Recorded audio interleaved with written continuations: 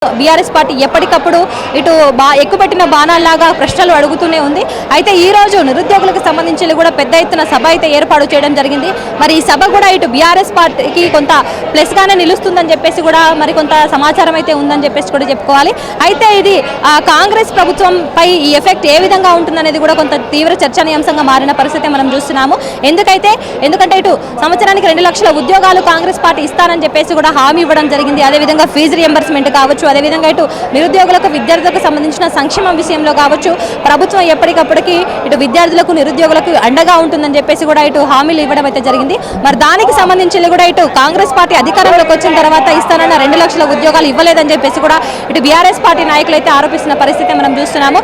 ఏదైతే ఈ యువ సంగ్రామ సభ ఏదైతే ఉందో ఈ సభకి కేటీఆర్ కూడా రాబోతున్న పరిస్థితులు మనం చూస్తున్నాము. మరి కేటీఆర్ ప్రసంగం ఏ విధంగా ఉండబోతుంది, మరి దేనిపై కూడా ఇటు చర్చించే అవకాశాలు ఉంటాయని చెప్పేసి కూడా మరికొంత తీవ్ర ఉత్కంఠగా అయితే మారిన పరిస్థితి మనం చూస్తున్నాము. ఒక్కసారి కనుక మనం విజువల్స్ లో చూసుకున్నట్లయితే ఇప్పటివరకు కూడా ఇటు దాదాపు పెద్ద మొత్తంలో ఇటు తెలంగాణ వ్యాప్తంగా ఉన్న నిరుద్యోగులు అదేవిధంగా విద్యార్థులు కూడా ఇక్కడికి తరలి వచ్చిన పరిస్థితి మనం చూస్తున్నాము.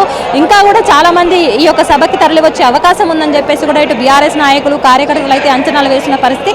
దాదాపు ఈ సభకు సంబంధించి గత 10 రోజులుగా అయితే దీనికి సంబంధించి ఏర్పాట్లు కొనసాగుతున్న పరిస్థితి మనం చూస్తున్నాము. అదేవిధంగా హైకోర్టుపై కూడా ఇటు ఈ సభకు పోలీసులు అయితే పర్మిషన్ ఇవ్వలేదు. దానికి సంబంధించి కూడా ఇటు హైకోర్టుకు వెళ్ళి ఇటు బీఆర్ఎస్ నాయకులు ఈ సభకు సంబంధించి పర్మిషన్ తీసుకొచ్చిన పరిస్థితి అయితే మనం చూస్తున్నాము. ఖచ్చితంగా దీనికి ఆ షరతులతో కూడిన ఈ సభను ఏర్పాటు చేయాలని చెప్పేసి కూడా ఇటు కోర్టు అయితే దీనికి అనుమతి ఇవ్వడం జరిగింది. షరతులతో కూడిన సభ కూడా ఏర్పాటు చేసుకోవాలి. ప్రసంగాలకు సంబంధించి కావచ్చు, ట్రాఫిక్ విషయంలో కావచ్చు, అక్కడికి వచ్చిన విద్యార్థులు నిరుద్యోగుల విషయంలో కావచ్చు, వీటన్నిటిలో కూడా కొంత నిషేధం అయితే విధించి మరి దీనికైతే అనుమతి ఇవ్వడం అయితే జరిగింది.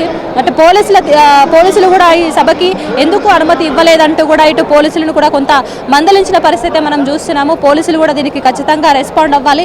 ఎందుకంటే పార్టీ అనేది సభ పెట్టుకోవడం అనేది అది వస్తూనే ఉంటుంది కాబట్టి దానికి పోలీసులు నిరాకరించడం అంటూ ఉండొద్దు అని చెప్పేసి కూడా ఇటు పోలీసుల గురించి కూడా మాట్లాడిన పరిస్థితి మనం చూస్తున్నాము.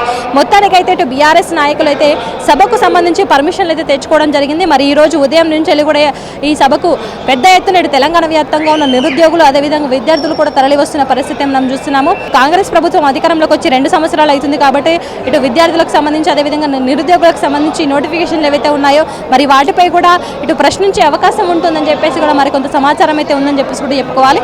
అయితే ప్రధానంగా కూడా ఈ 2 లక్షల ఉద్యోగాలకు సంబంధించి అదేవిధంగా ఫీజు రియంబర్స్మెంట్ కావచ్చు, అదేవిధంగా ఈ సంక్షేమం గురించి ఈ నిరుద్యోగులకు విద్యార్థులకు సంక్షేమం ఏదైతే ఉందో ఆ సంక్షేమం గురించి కూడా మాట్లాడే అవకాశాలు ఉంటాయని చెప్పేసి కూడా చెప్తున్నారు.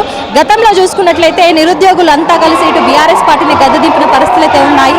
కాంగ్రెస్ ప్రభుత్వం అధికారంలోకి వచ్చిన తర్వాత ఇటు నోటిఫికేషన్లకు సంబంధించి కావచ్చు, జాబ్లకు సంబంధించి కావచ్చు, ఇటు నిరుద్యోగులను మోసం చేసిందని చెప్పేసి కూడా మళ్ళీ ఇటు బీఆర్ఎస్ పార్టీ వైపు ఇటు నిరుద్యోగులు అడుగులు వేస్తున్నారని చెప్పేసి కూడా మనకి అర్థమవుతున్న పరిస్థితులు ఉన్నాయి.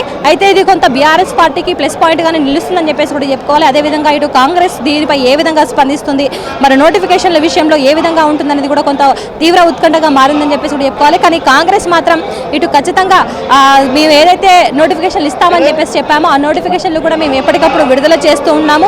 ఇప్పటివరకు కూడా ఇటు 60,000 ఉద్యోగాలు అయితే మేము ఇచ్చామని చెప్పేసి కూడా ఇటు బీఆర్ఎస్ పార్టీ మాట్లాడుతున్న పరిస్థితులు అయితే మనం చూస్తున్నాం. కెమెరా పర్సన్ అబ్దుల్తో శైలజా, 99 టీవీ, హైదరాబాద్.